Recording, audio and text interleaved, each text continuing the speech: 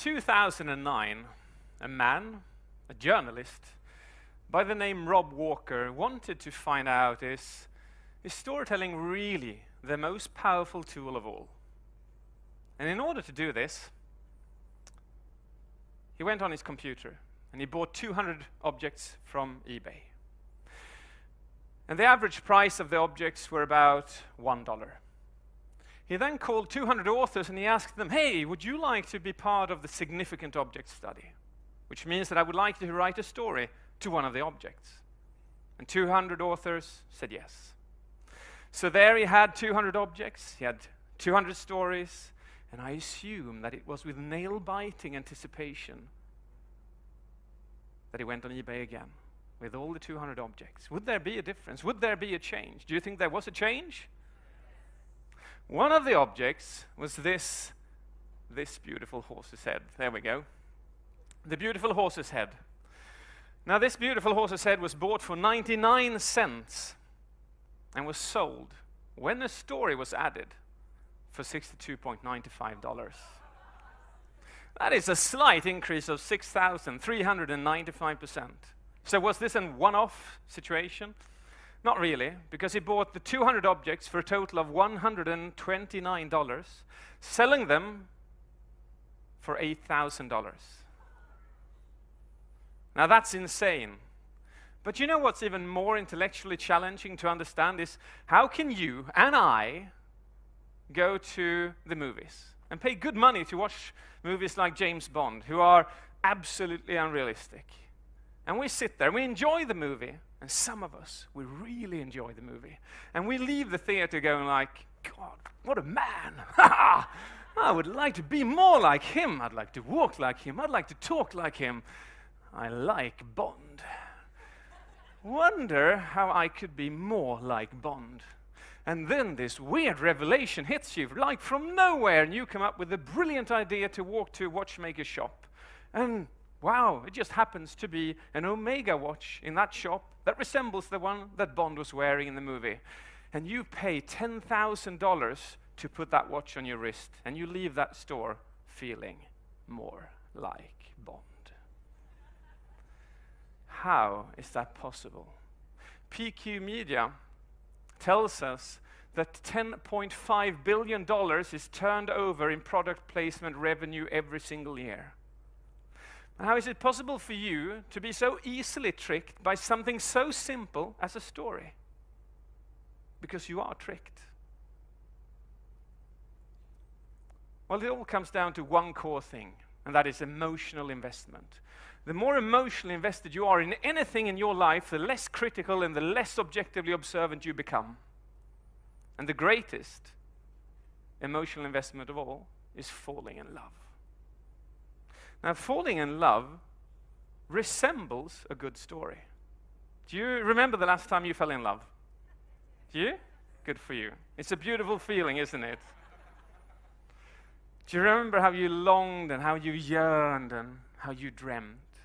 And then you looked at her and maybe you thought, love the way you chew that apple. So crunchy. Oh, and the way you slurp that tea just over the edge, you know. Oh, it's so sexy. And then about 13 months later, when you biochemically fall in out of love, 13 months later, on an average, you fall out of love.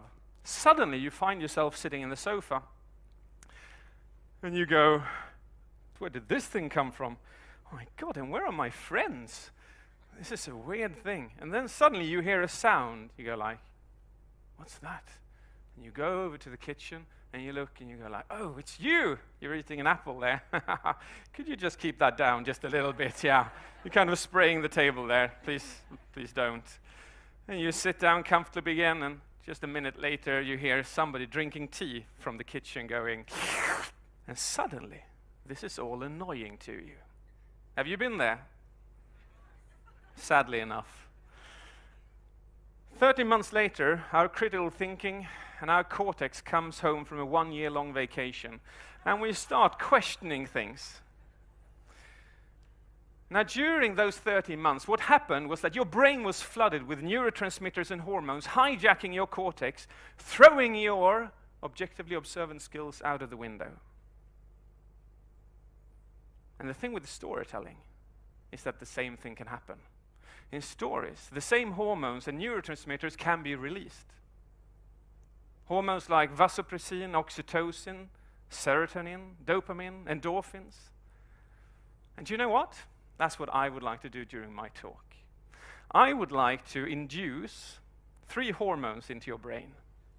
I call it the angel's cocktail, so it's a nice cocktail. I would like to start with radically increasing your dopamine levels. And I need your consent on this. Is that okay? Cool. And if you don't like the idea of that, you'll just have to cover your ears.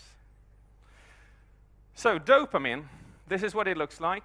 And when you have that in your blood, these are the beautiful effects. You get more focus, more motivation, and you remember things in a better way. So what does dopamine feel like? It feels like this. About 6 years ago, I received a phone call from a woman who represented one of the biggest training companies in Scandinavia, and she said, "Hey David, we've got a lot of trainers in presentation skills and in rhetorics, and we would like to increase the level of all of these. And we think you are a perfect pick. Would you like to come to a meeting?" I'm like, wow, I'm honored. I'd love to. And I come up to Stockholm, and I'm going to their office, and just as I am going to pull the handle down, what I don't know then is that I'm walking into one of the absolute worst meetings I am ever going to have in my life. But I don't know that yet, so it's okay. I open the door, and I meet this woman. Her name is Lena. And hurriedly she says, "David, just so you know, I'm not the one you're going to have this meeting with. You're going to have it with 3 gentlemen further on here." And I'm like, okay, that's a bit strange. Usually you know who you're going to have the meeting with. And then she progresses with a bit of chit-chatting, and then suddenly she says, are you ready now? And I'm like, yeah, what should I be ready for? And then she says, "Just so you know, can you see the room over there?" And I go like, "Yes, I can see it." Well, in that room you have the 3 gentlemen. Just so you know, they're all majority owners of this company. They've all got an ex-military background, and none of them wants the training that you are going to pitch. I'm like, come on! Why am I here? And it's like, well, all the trainers want this, but the management are on too high horses. They can't see that they need it. So it's pretty simple. The only thing you have to do is go in there and kind of, you know, just prove the opposite. I'm like, yeah, that sounds simple, doesn't it?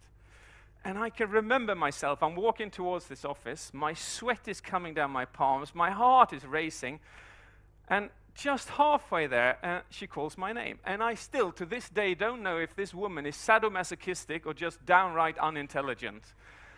Because she calls my name and she goes like, "David," and it's like I'm going to get a tip, you know, something like that. So I turn around to ask her, go like, and she says the following. If I don't tell you what she says there, is that annoying? Well, actually, as an example, I'm not going to do that. I just wanted to prove to you what it feels with high dopamine levels. Would you say that your focus was increased? Your attention was increased? You were creative, you created situations around this, and you probably already figured out what that room looked like, correct? And you remember that I did that to you for quite a while. Now, the feeling you had there was high levels of dopamine, which is beautiful. So how do you do that? Well, what you do is you build suspense, you launch a cliffhanger, and the most beautiful thing of all is that all storytelling is per definition dopamine creating, because it's always something that we're waiting and expecting. So just imagine, just by using storytelling, you can get those techniques. You don't have to do a cliffhanger like I did. So that was the first hormone. I'd now like to go to oxytocin. Is that okay as well? I'll induce that. All right. The beautiful effects of oxytocin are the following. You become more generous, you trust me more, and you bond to me. Do you want to do that? All right. All right, so this was 9 months have passed, and it was a planned cesarean. And the little brother, who was 5 years of age at that point of time, he was kind of really looking forward to what's going to happen. He was going to become a big brother. And he'd helped us pick out the wallpaper, he'd helped choose the bed linen. He'd even saved his own pocket money to buy a little stuffed animal, which was placed on the pillowcase. And about 2 days before the planned cesarean, something happened. Something wasn't right. The parents couldn't, something was off. And the day before, there was simply no movement in the stomach. There was no heartbeat. You couldn't feel or hear anything at all. So the parents were rushed into hospital, lay down on a bed, and the doctor comes in, checks the stomach, looks at me, and sees what I see, and that is that the heart is no longer beating for this child. This was me 9 years ago. It was the worst thing I've ever experienced in my entire life. And I don't know, can you just imagine what you have to tell, how you tell that to a 5-year-old? Can you just imagine that? Because he's home there waiting, anticipation for this coming event. But it won't happen. So part of me, and to handle that, I talk about it. And I've talked to you about it now. And now, you've got higher levels of oxytocin in your blood, whether you want it or not. Which means that you feel more human. You're bonding to me, and you feel more relaxed. So how do you do that? In storytelling, you create empathy. So whatever character you build, you create empathy for that character. And oxytocin is the most beautiful hormone of all, because you feel human. Now the third and last hormone is endorphins, and I would like to show you a woman which we can say has overdosed on endorphins. Let's just look what that looks like. Oh, we'll go here. To inspire and to respond. Are you speaking or listening?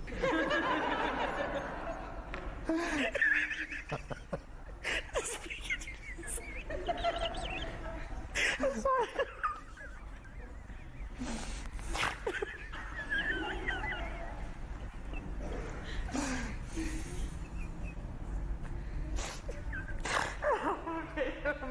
Just begin to listen. To inspire and to respond. To inspire and to respond. And in all circumstances.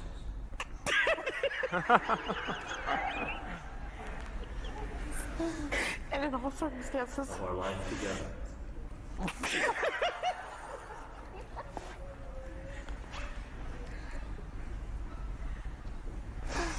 I'm sorry, of our life together.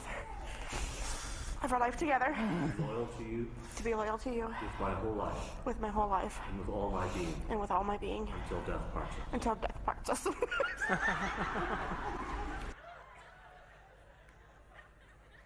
Oh, the timing of that is so lousy, isn't it?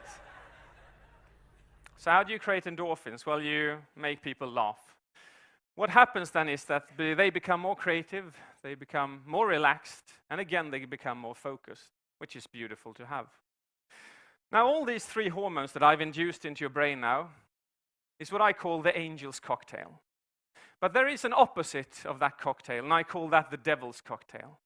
And the devil's cocktail has high levels of cortisol and adrenaline. And they feel like this. Ah! Sorry to do that to you. So high levels of cortisol and adrenaline. And the problem with that is that if you got really high concentrations, which I didn't give you there, but when you got high concentrations, look at this.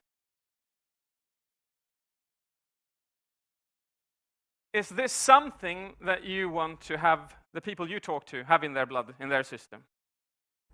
No. Now, in our stressful work lives, in our stressful lives, many times, when you present, when you communicate, when you deliver meetings, which one do you think they've drunk most of? The devil's cocktail or the angel's cocktail? Most commonly, the devil's cocktail. And the problem then is that you've got all this to work against. But all of that can change today. All of that can change by you starting to use something I call functional storytelling. And functional storytelling means that you do these three things. 1, you have to understand that you don't have to be a bearded old man in front of a fireplace with a dark voice in order to be a great storyteller. In my experience, when I train people, everybody is a good storyteller from birth. The only problem is that you don't believe in it. The second thing is this: write down your stories. You'll notice that you have 3 to 4 times more stories in your life than you normally, or than you thought that you had. 3, index those stories. Which of your stories make people laugh, i.e. create endorphins? Which makes people feel empathy, i.e. oxytocin? And the next time you go into a meeting, you pick the story you want to release the hormone you wish in the person that you're talking to get exactly the desired effects that you want. And that's a beautiful thing.